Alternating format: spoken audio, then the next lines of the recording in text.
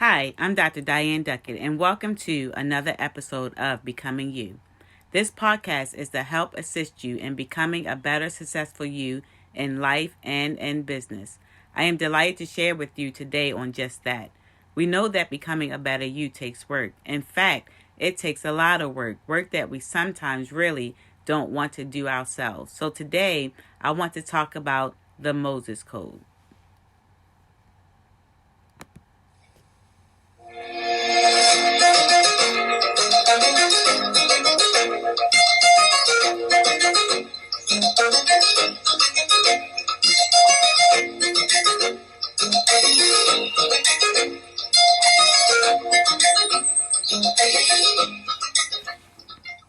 Well, hello there. Welcome to another episode of Becoming You. I am delighted that you have come on board to hear me tonight on another episode of Becoming You.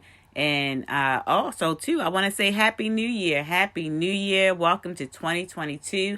I hope that you gained and learned some things in 2021 where you can bring over to 2022 that will help lift your spirits, that will help propel you into all that God wants for you as you are becoming who God has created you to be. Today, I want to do something a little bit different. I want to read from a book. So this is going to probably take a couple episodes to get through it. But I believe that this is a powerful book that will help you to see how you can allow your goals and your visions to be fulfilled in your life. And it's a powerful tool. The book is actually called The Moses Code. The Moses Code. It's the most powerful manifestation tool in the history of the world, and it's written by James F. Twyman, Twyman, James F. Twyman. And so I wanted to actually share this book with you because this book really helped me. It blessed my life, and so I wanted to actually allow it to bless your life as well. And so as we get into the book, I'm going to read the introduction. I'm going to read part 1 and chapter 1 of the book so that you can get a feel of where James Twyman is going with this book. And so, yes, it's called The Moses Code, and I hope that you will enjoy the read, and I hope that you will be able to apply it to your life. So, here's the introduction. The most powerful manifestation tool in the history of the world. That may sound like a claim, an impressive statement one may write just to sell books or grab attention. But what if it's true? Is it possible that an ancient code exists, a magical formula used by one of the greatest leaders of all time, but has been lost for thousands of years? Interesting enough, many of us are already familiar with it and have read about the miracles that were realized through its first application. Some of the most amazing events in history, yet few people are aware of the code that activated those miraculous occurrences. And when it's applied, it can attract everything our hearts have ever desired. Why it was hidden and left unused for so long is one of the greatest mysteries of the ages. However, for the first time, the Moses Code is being shared with everyone, not just a selected group of high initiates. In this book, I'll show you how to use the Moses Code to change your life and even the world. The wondrous events recorded in the Bible were a result of this process. And now you can harness its power to create miracles in your own life. You can use it to attract everything you've ever longed for: wealth, the perfect relationship, property, and so on. But the more you experience the Moses Code, the more you'll realize that it's meant for something much greater, to inspire peace and create a world built on compassion and love. I first became aware of the Moses Code when I was writing my most recent book, The Art of Spiritual Peacemaking. Clues and hints rose to the surface as I wrote, almost as if the secrets hidden from sight wanted to breathe fresh air again. Or perhaps humanity was simply ready to see in a way that it wasn't ready to before. When I realized what I was looking for I knew I had to conduct an experiment to discover for myself whether or not the code was real. When I was working on my previous book, references to the name of God, I am that I am, repeatedly came up. I sensed the power in the name, but I hadn't yet connected it to the law of attraction. It was only as I began studying and applying the name when it became apparent to me, as the subtitle of this book suggests, it really is the most powerful manifestation tool in history. Up to that point, I'd written 9 books, and only one of them had ever made it to the New York Times bestseller list. The Proposing Tree debuted at number 25 and remained in that position for a week. I'm saying this just to show you that I'm not an author who's enjoyed an enormous level of success, but my first book, A Mystery of Light, sold very well over the course of many years, but even it didn't crack a single bestseller list. This being said, I knew I found the perfect test. I decided that I would use the Moses Code to help make The Art of Spiritual Peacemaking the number 1 bestseller book in the world on the day it was released. This would require a miracle, and these were ideal conditions for my experiment. For several months, I applied everything I learned about the code. When I woke up in the morning, I meditated with it. I even printed a dozen or so copies of the book's cover so that I could practice the exercise throughout the day, pausing for a few seconds and meditating upon my goal whenever I saw a cover posted on the walls in the kitchen, bedroom, and everywhere else in the house. I could feel the energy building, and new ideas were streaming into my mind about how I could realize my vision of it being the best-selling book in the world. The day finally arrived when my book would be released. I logged on to Amazon.com and looked at its current place. The day before, it was ranked somewhere around 10,000, but earlier that morning on June 6, 2006, it had reached 300. It seemed that it was on its way up. By noon, the book was in the top 20, and at 3 o'clock, it sat at the number 3 position, only 2 more clicks to go, I thought. By 5 p.m., it was at a number 2, almost there. I sat at the number 2 position for hours. It was excruciating. I checked the ranking every hour, but it didn't move. I even rationalized that the title currently in first place was a softcover book, which meant that mine was the best-selling hardcover book in the world. But I knew it wasn't enough. When I used the Moses Code, I envisioned it being at the top, and I wasn't going to compromise. It was going to get there. I just had to have faith. At 9 o'clock, I took another look. Number 1, I like to say that I was surprised, but by then, I knew it was real. The Moses Code isn't something I made up or even discovered. In many ways, it discovered me. Recently, there's been so much talk about the law of attraction and how we can use it to realize our dreams, which usually means asking, how can I attract all the things I don't currently possess that will make me happy once I do? I'm willing to admit that this is an important first step, but I felt that the Moses Code offered something that wasn't immediately present in this formula. In other words, is satisfying the hunger of the ego the real goal? Or is there something else within us, something far more significant that's fulfilled in a very different manner?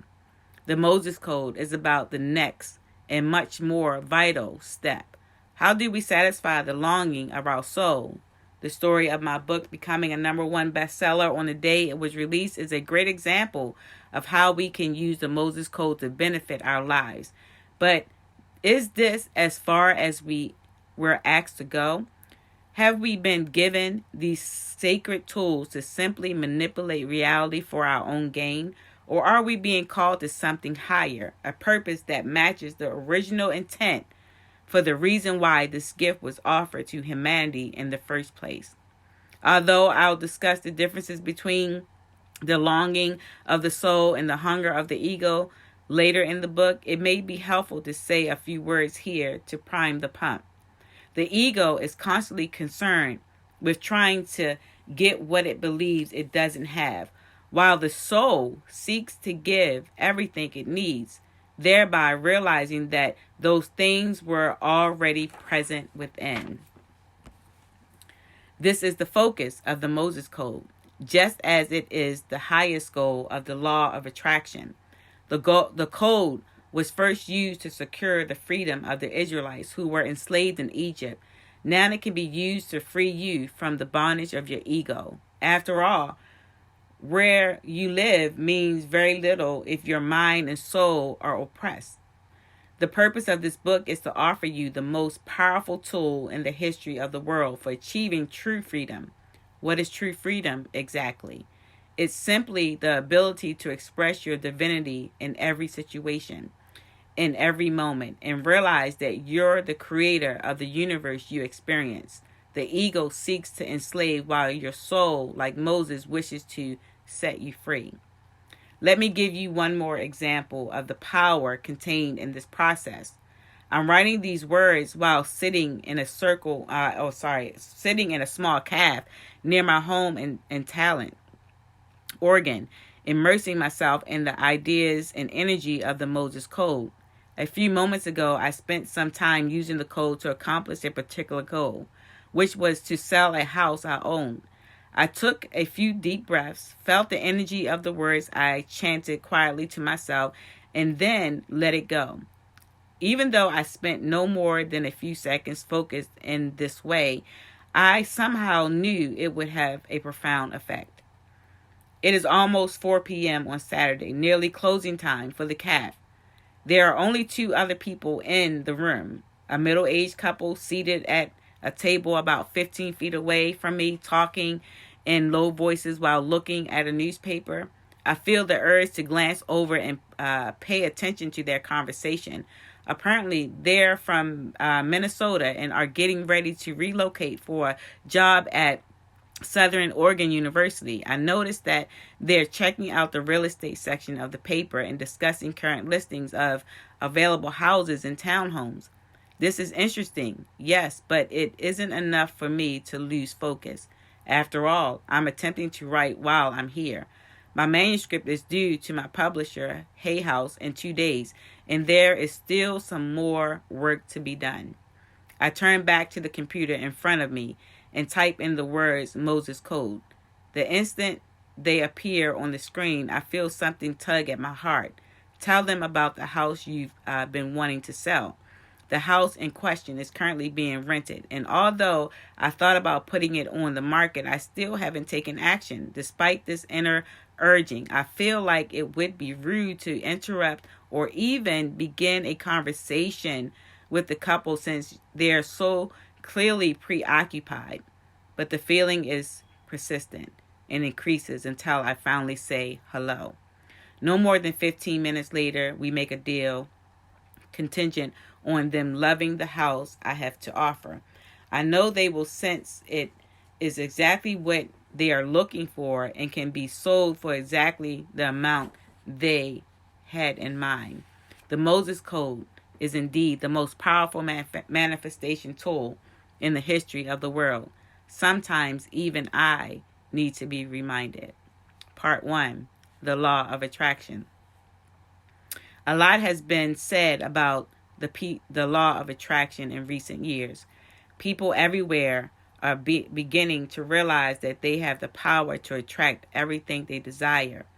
Actually, it would be more accurate to say that they're starting to understand that they've always had this ability. The law of attraction isn't something that we practice some of the time. There's no way to avoid living by this divine principle. This book will provide you with an ancient technique that has existed in the world for more than 3,500 years, but was hidden away long ago because authorities decided it was too powerful to be abruptly wielded. They were probably right.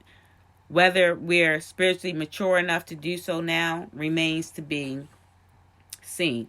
But one thing I'm confident of is that we don't have much of a choice. The world is sitting on a critical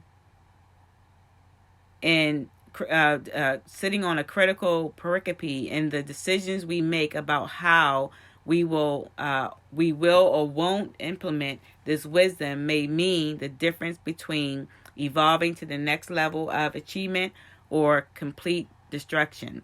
The choice, it seems, is ours. This may not be the most important book in history, but I believe that the principles and techniques presented within it are critical. When the Moses Code was first revealed to the Israelites, some of the greatest miracles in history were performed. Shortly afterwards, influential leaders decreed that the inherent energy was simply too vast and potentially dangerous to be used by anyone other than the highest initiates.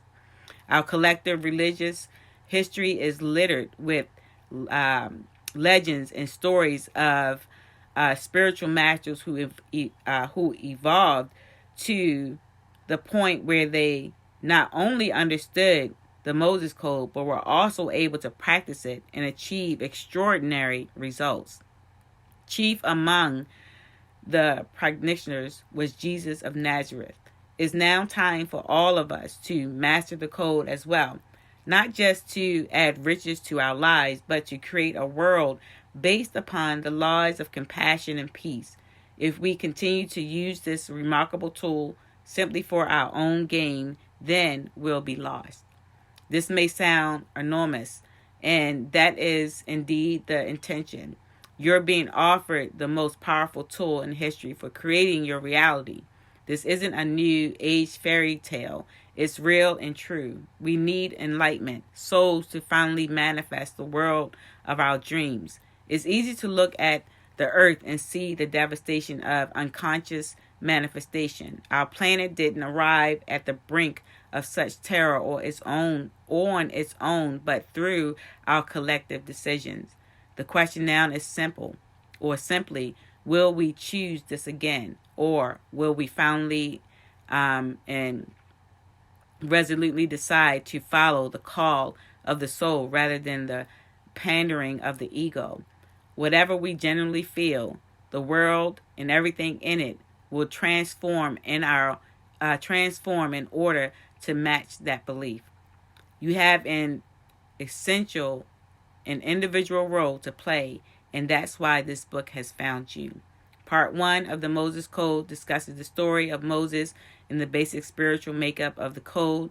Then the tone changes dramatically, emphasizing once again the importance of your choice to create and consciously evolve. For now, relax and enjoy. You're about to go on a journey that will change your life. Chapter 1. A story for the ages. You've probably heard the story of Moses leading the Israelites out of Egypt, an astonishing accomplishment that began with him standing before a burning bush listening to the voice of God. But have we ever really heard the deeper message being communicated, not only to Moses, but to each one of us? Is it possible that a code is hidden within this story, a secret that gives us the ability to attract everything we desire into our lives? Could this be the most powerful gift God has ever bestowed upon the world? What are some of the things you most wanted to attract? Do you wish for abundance, your soulmate, the perfect house, or your dream car? Did Moses receive this cryptic message from God? And did God intend for us to also uncover the key to realizing all our dreams easily and automatically, drawing into our lives everything we've ever asked for? If so, is it possible for you to use the same secret today and for the rest of your life, achieving what the rest of the world would call miraculous? Welcome to the Moses Code. Let's begin by revisiting the story, setting the context for us to finally comprehend the most spectacular secret ever concealed from humanity. We're told that Moses was born an Israelite slave in Egypt, but due to either profound luck or divine intervention, he was raised a prince among his oppressors. According to a law set forth by the Pharaoh, every male child born to Israelite slaves was to be drowned in the Nile. Jochebed, the wife of Amram, a Levite, gave birth to a son and kept him hidden for 3 months. However, when she realized that he'd soon be discovered and killed, she set her infant son adrift, coated in pitch. A short distance down the river, the Pharaoh's daughter found the baby and adopted him as her son. She named him Moses, meaning to draw out. Here's an interesting side note to our story. Moses' sister Miriam watched the boat as it floated along the Nile toward the city, then to the royal palace. When she saw the Pharaoh's daughter rescue the child, Miriam approached her and asked if she'd like an Israelite woman to nurse the infant. She suggested Jochebed, Moses' real mother, and she raised him to be the adopted grandson of the Pharaoh. From the beginning, Moses had his feet in 2 separate worlds and had 2 distinct mothers with very different dreams. The story continues when Moses is a man, a brave leader of the Egyptian empire. But one day, something happens that forever changes his life.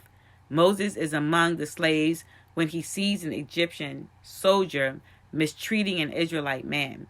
Outraged at his abuse, Moses kills the soldier and hides the body in the sand, hoping no one will ever discover his crime. However, he soon learns that his secret has spread throughout the ranks of the slaves. Fearing that his grandfather, the Pharaoh, would be informed of his deed and have him put to death, Moses escapes to the Sinai Peninsula and finds a refuge with Jethro, a priest from Midian. Moses ultimately marries Jethro's daughter, Zipporah, and he stays there with them for 40 years. Now we've arrived at the pivotal moment when the great mystery of creation was revealed to humanity, only to be hidden away upon the first demonstration of its enormous power. It was one of the very first conversations with God, a conversation that changed the world. The time has finally come for each one of us to experience and embrace it. One day, as he was leading his flock up Mount Horeb, Moses saw a bush that burned with a bright fire, yet the fire didn't consume it. He turned to look at the marvelous sight, and God spoke to him. What did God say to Moses? These words have been shared and loved by billions of people throughout the world for almost 3,500 years. Did anyone realize that this was one of the greatest gifts God had ever given to humanity? For the secret to creating miracles was revealed. Very soon, you'll be among the first to understand the Moses Code and apply this amazing technique in your own life, but only if you choose to embrace it yourself. Let's examine some of the passages from the book of Exodus that describes this conversation with God. It begins by saying, God called to him from the bush and said, Moses, Moses. And Moses said, here I am. This is found in Exodus chapter 3, verse 4. Pay close attention to Moses' reaction upon hearing God's voice streaming from the fiery bush. He doesn't run away in fear. He also doesn't fall to the ground saying, why are you speaking to me? Don't you know I'm not worthy of this? Instead, Moses turns towards the bush and says, here I am. This may seem like an innocuous response, but it will look a little deeper. If we look a little deeper, we realize that it's far more significant. However, it's impossible to understand the impact of this statement until we continue a little further in our conversation. Hearing Moses' response, it's almost as if God is pleased. God then says to him, Do not draw away. Take your shoes from your feet, for the place where you stand is holy ground. This is found in Exodus chapter 3, verse 5. Why is this place holy? The obvious answer is because it's the spot where God has become manifest and known in the world. God's presence is being experienced through an ordinary bush on a mountainous ridge, and the fact that this very same bush is burning with a fire that doesn't consume it is certainly miraculous. It makes this ordinary moment quite extraordinary. But is there another possibility for why this ground is so holy? God clearly understands God. This is something we can all agree upon, since God is omnipotent and omnipresent. Therefore, if God knows itself to be in all places at all times, would the Creator single out one place above all others as holy just because God's presence is being experienced there by one particular man? Is it not the will of God to be seen and felt in all places in each person? From God's perspective, all places are holy because God is everywhere. This means that the Creator is unlikely to identify one physical location as more blessed than another. We may do this, but God wouldn't, because it would be the same as limiting what's limitless. The greatest difficulty of our humanness is that we're unable to view or experience God in all places at all times. Our mind simply can't conceive anything so vast. But does the divine also share this limitation? If so, then God will be as restricted as we are, unable to know itself as itself. Is it possible that when God asked Moses to take off his shoes, God was speaking much more intimately than we first guessed? Moses said to God, "Here I am." It's almost as if God smiles at him and says, "Ah, well said, Moses. Indeed, here I am." This ground is holy because it's the spot where you have known yourself to be who you are. You may be thinking, wait a minute. Are you saying that God was pleased because Moses seemed to recognize himself as one with his Creator? The answer is yes. For thousands of years, we've been sold a lie, and this has led to the suppression and dismissal of the Moses Code throughout the world. We've been told that we're weak and vulnerable, unable to do little more than eke out of merged existence on earth. If we're lucky, we're able to accumulate a relative degree of comfort, maybe even own a few houses and build a big bank account, but none of that will really ever satisfy us. Our purpose is to live and then die, hopefully with a few moments of joy in between. We've imagined ourselves in a prison from which we can never escape, and we've conceived ourselves that this is our real home. Not conceived, convinced ourselves that this is our real home. But what if the door to the prison cell was never locked? What if the world we live in is nothing more than a projection of our thoughts about ourselves, and God has never shared that vision at all? If God is all-powerful, all-knowing, and fully present in every moment, is it possible that the Creator would rejoice when we realize the truth? Hold on before you answer. Your response will determine your entire experience of life and how willing you are to accept everything that God intends for you. Your answer will determine how open you are to receiving miraculous and ultimately cracking the Moses Code. Let's continue with the conversation between Moses and God. God says to him, "I am come down to deliver them, Israelites, out of the hand of the Egyptians, and to bring them out of that land unto a good land, flowing with milk and honey." This is found in Exodus chapter 3, verse 8. God is making a great promise to Moses, granting the Israelites a passage out of Egypt and into a new home where they'll be abundant and free to live as they please. Once again, let's look to the nature of God and decide if the rest of us are included in this promise.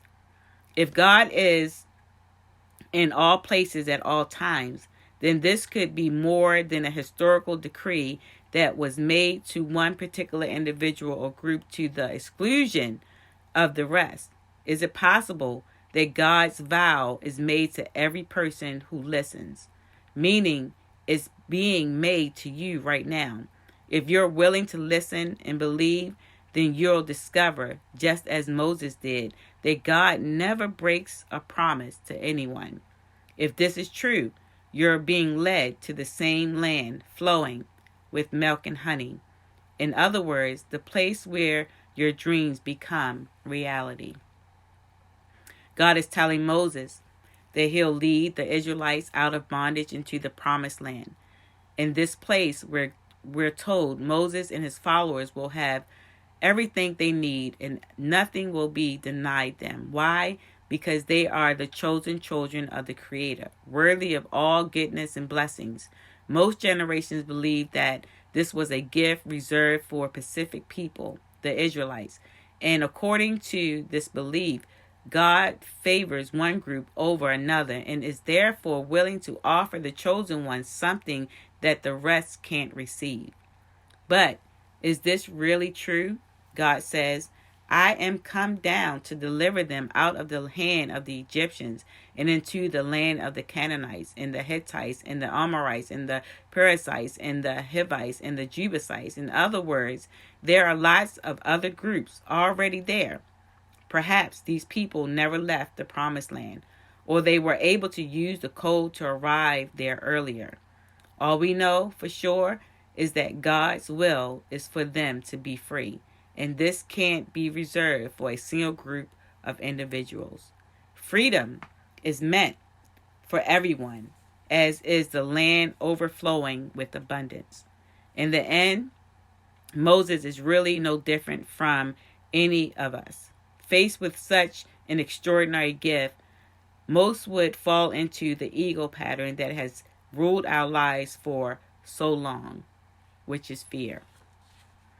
Your ego, otherwise known as the part of you that perceives itself to be separate from God and everything else, believes that you don't deserve anything, especially not the fulfillment of your greatest dreams.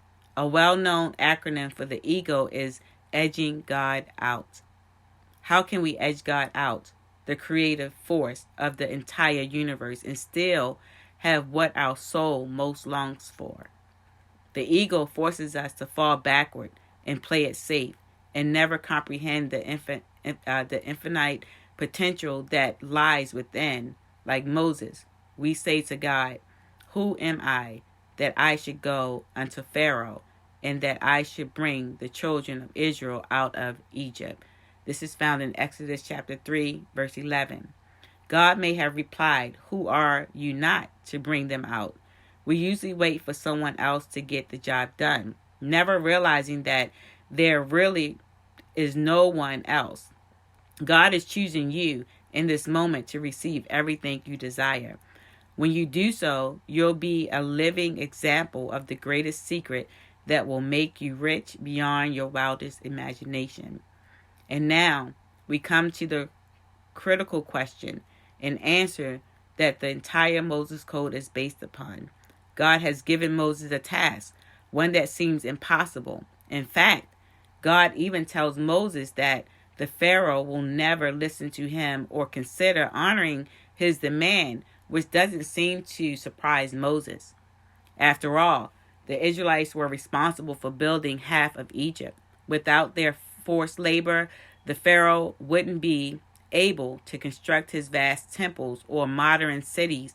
In short, without Moses' people, the Pharaoh would be lost, and he wouldn't take this loss lightly. Moses needed something more, something to tell the Pharaoh and his own people that would convince them that this was the will of God, the will of the one God.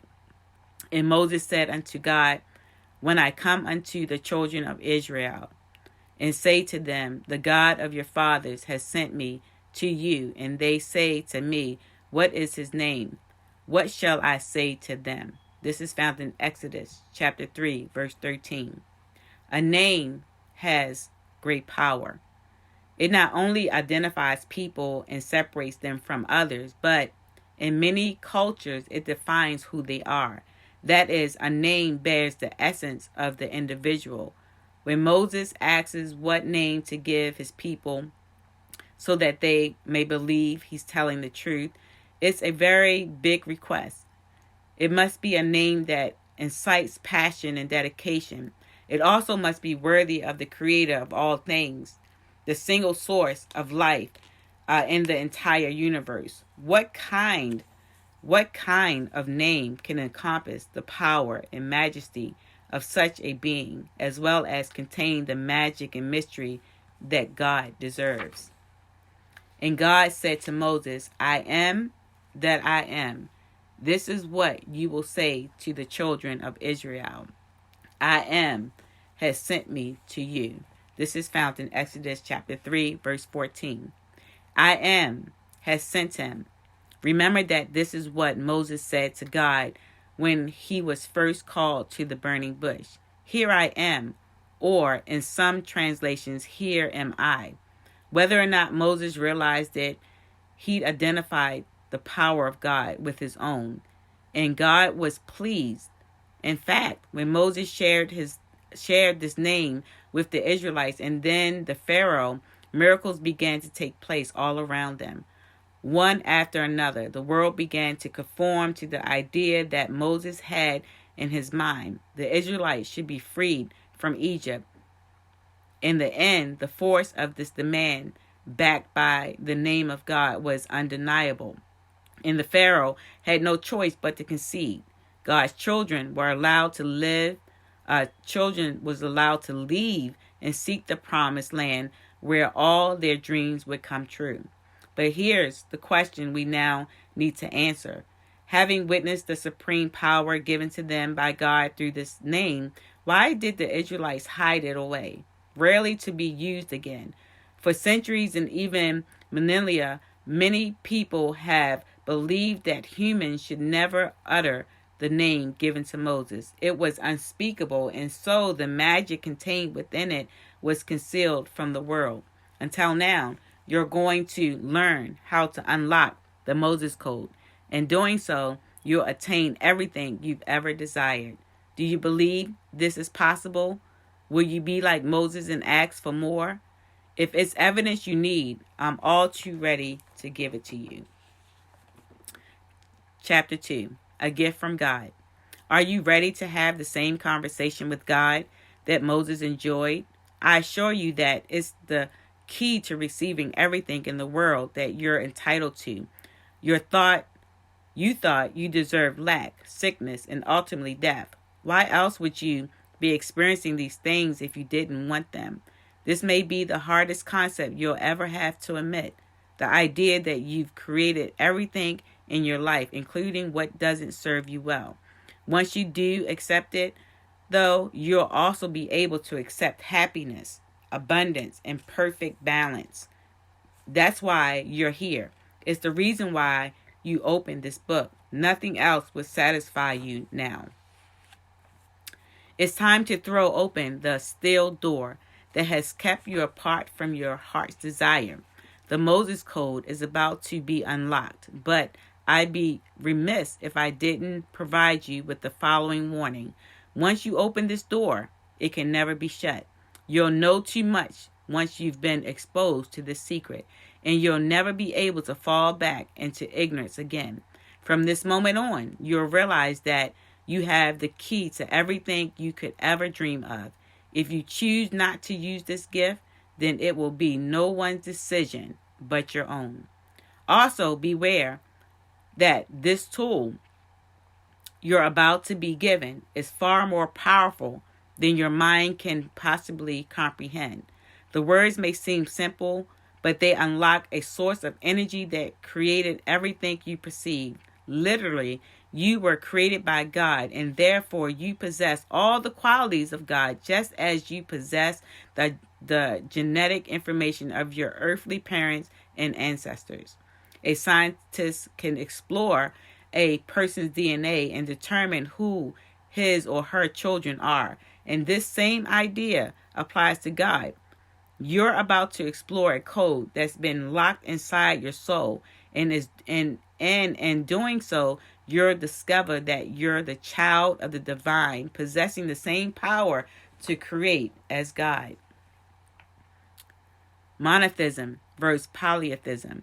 When Moses asked for God's name, he wasn't given what may at first seem like a cryptic statement.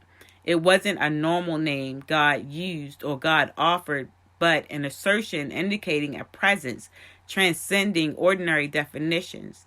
God said, "I am that I am." Then commanded Moses to tell the people that "I am has sent me to you." This seems to solve the argument of the day. Are there many gods, as the Egyptians believed, or only one God, which was the foundation of the Hebrew faith?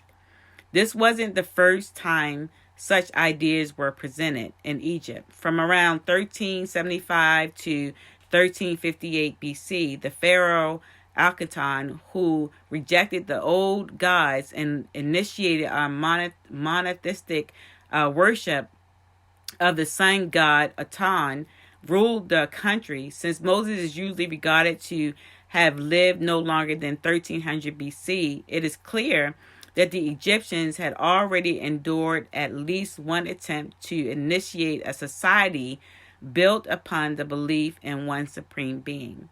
The statement or name, "I am that I am," tells the Hebrews and Egyptians that God does indeed exist, and there's viable power in saying the name. Moses has apparently been given more influence than even Abraham, the father of three great monotheistic religions, because he's aware of God's name while Abraham isn't. In the 6th chapter of the book of Exodus, God tells Moses that Abraham was never given the name, even though the Creator appeared to him with this name. Moses confronts the most powerful ruler in the world and compels him to release every Hebrew slave in Egypt. What was it that finally compelled the Pharaoh to commit such an unlikely act? Miracles. By using the name of God, Moses is able to turn his walking stick into a serpent, transform the Nile into a river of blood, create plagues of frogs, lice, flies, locusts, and other terrible things, kill the firstborn of every Egyptian, part the Red Sea, and destroy the pursuing Egyptian army. This is more than enough evidence to create a strong impression on anyone in the end. In the end, Moses and the Hebrews was left alone to follow their destiny, finding the promised land. And now you'll use the name of God just as Moses did in order to realize your greatest dreams. The process you're about to learn will align your power with the power of God, giving you the authority to draw into your life anything you desire. Authority, that's the key. For without proper authority, the cosmic and elemental energies lie dormant before you. However, when the name and authority of divinity and live in them, they'll spring forward and hearken to your command as they recognize you as God's co-conspirator. Now, there's an exercise that Mr. Twyman has given us to do. So exercise number 1, you want to get a sheet of paper and a pencil, and I want you to write on that sheet of paper, exercise number 1, the first form, FORM, the first form.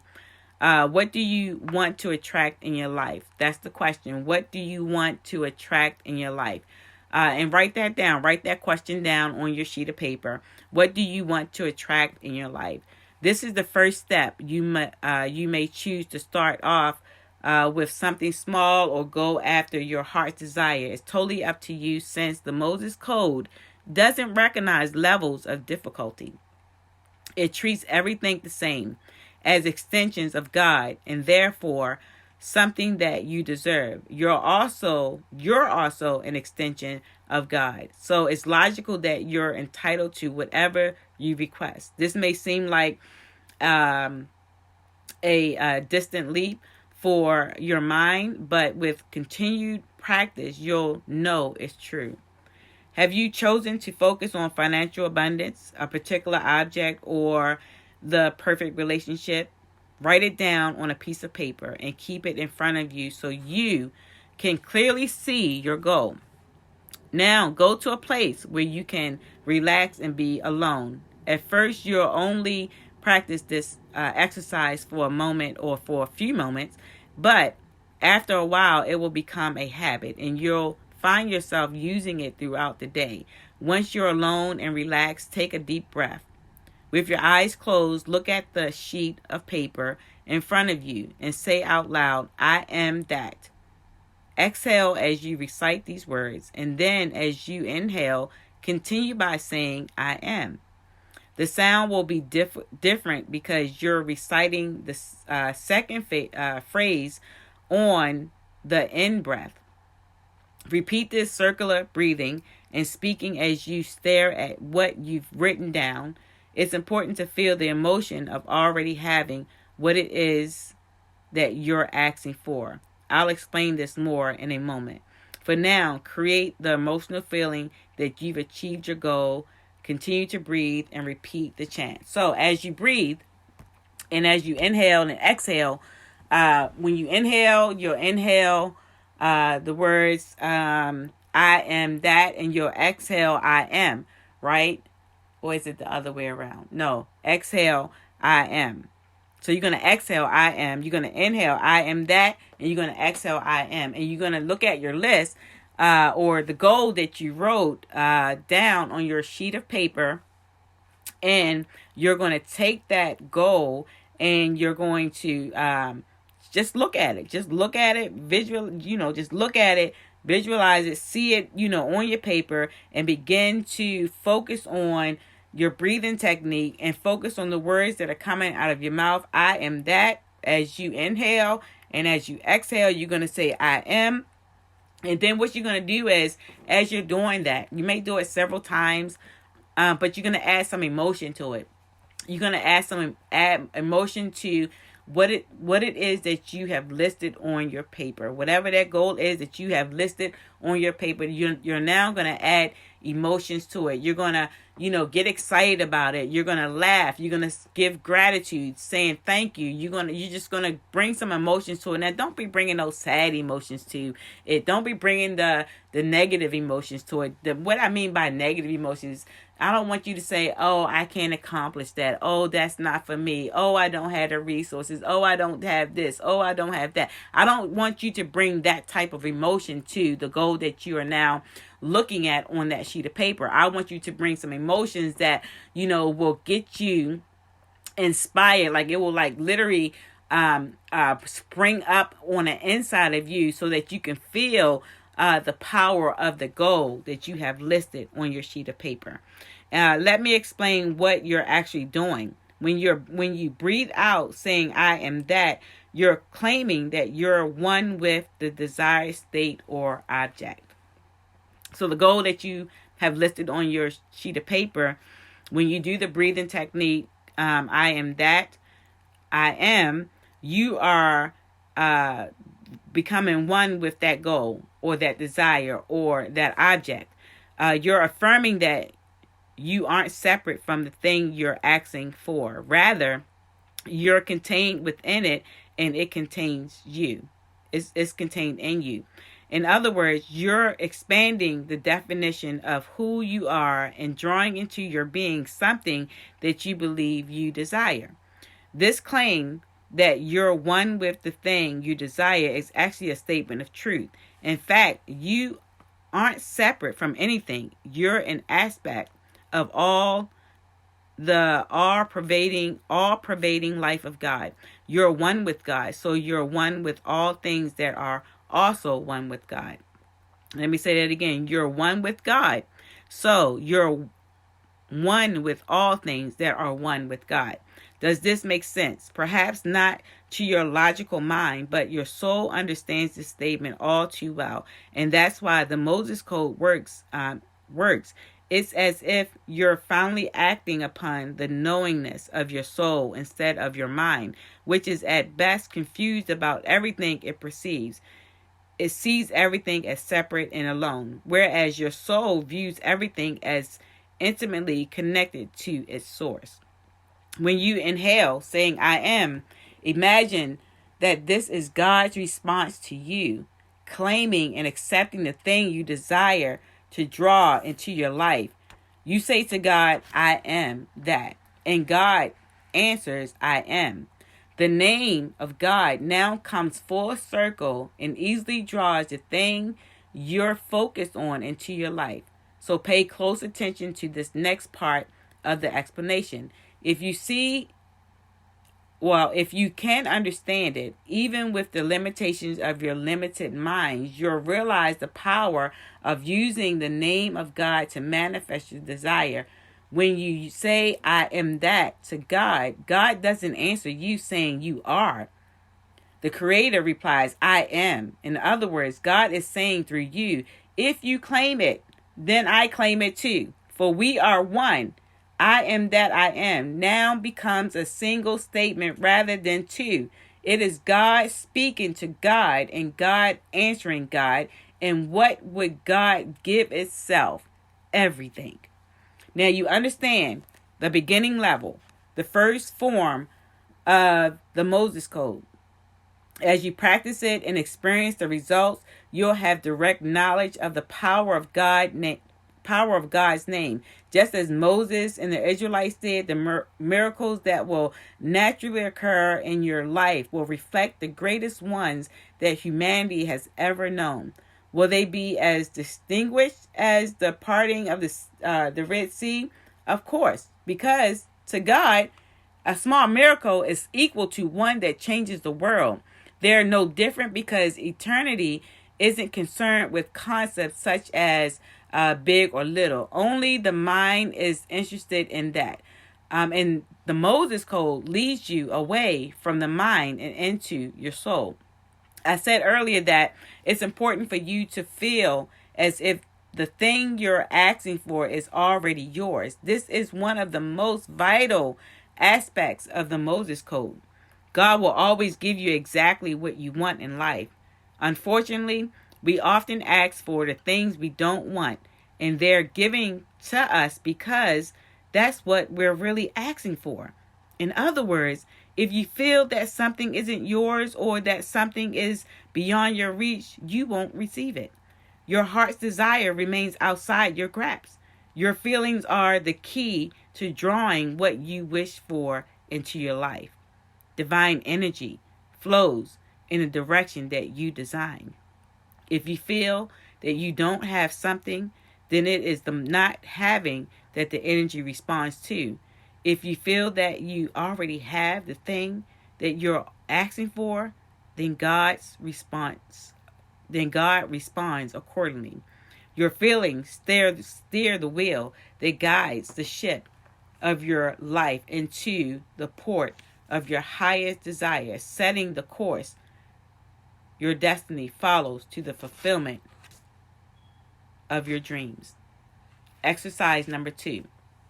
So skip down two lines, and I want you to write exercise number 2 and entitle it Attracting What You Want. Exercise number 2, attracting what you want. So with this exercise, you're going to make a list of some of the things you like to attract into your life. Now scan the list and pick the one that really stirs your spirit. So if you have 5 items on the list, 10 items on the list, 20 items on the list, 100 items on the list, what you're going to do is you're just going to scan the list and you're going to pick the one that your spirit is connecting to, right? Is connected to, that's really stirring your spirit up for you to really like pull that one out. So what gets you most excited?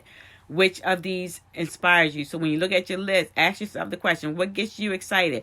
Which of these inspires you and calls upon you to practice the Moses Code? This will be your first attempt at using this sacred technique.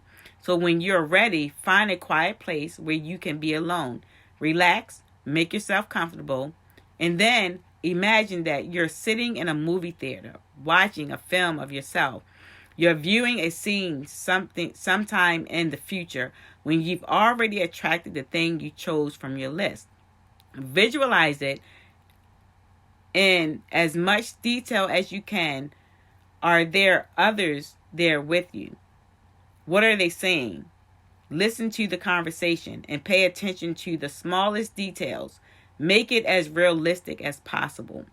So when you see the goal that is attracting your spirit to use the Moses code, that list that you got in front of you, you're going to, whatever your spirit is leading to, whatever is stirring up in your spirit as far as the item that is on the list, you're going to now visualize that. And you're going to act like you're in a movie. You're going to see that, act like you're looking at a movie, seeing a movie of yourself having this particular item.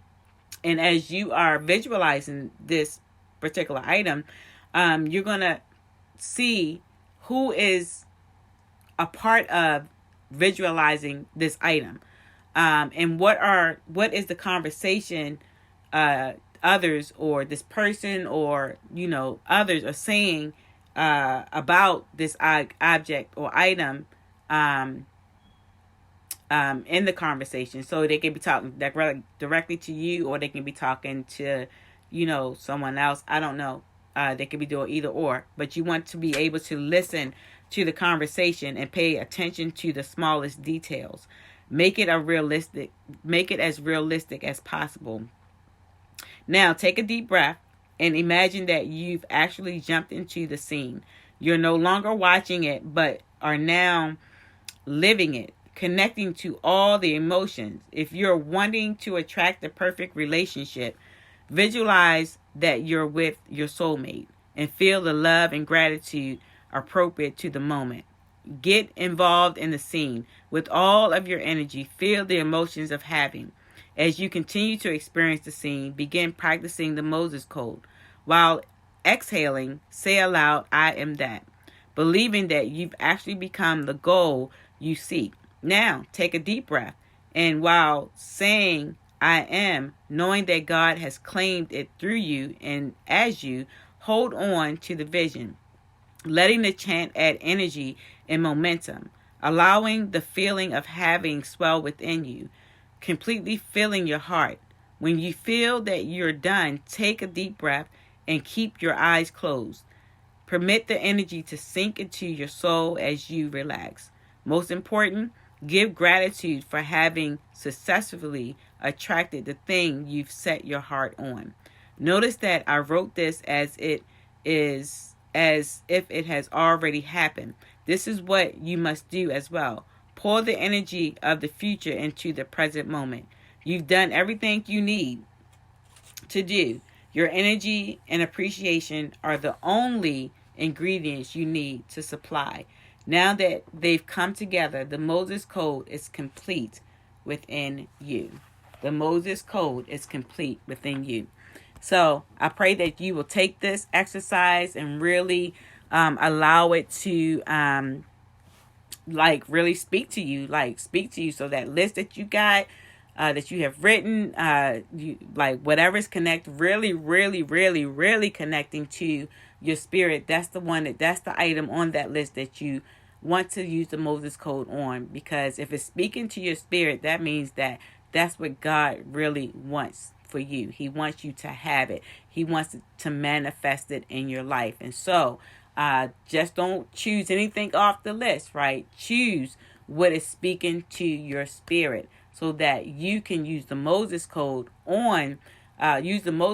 as you visualize it, as it becomes one with you, so that it can manifest and become a reality. So I hope you enjoyed this read. The next podcast we'll begin at chapter 3 and read several chapters from there.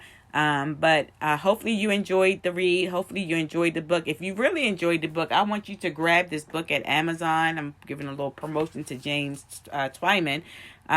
You can purchase it on Amazon. The Moses Code, the most powerful manifestation tool in the history of the world, by James F. Twyman, Twyman, James F. Twyman. Get that on Amazon.com.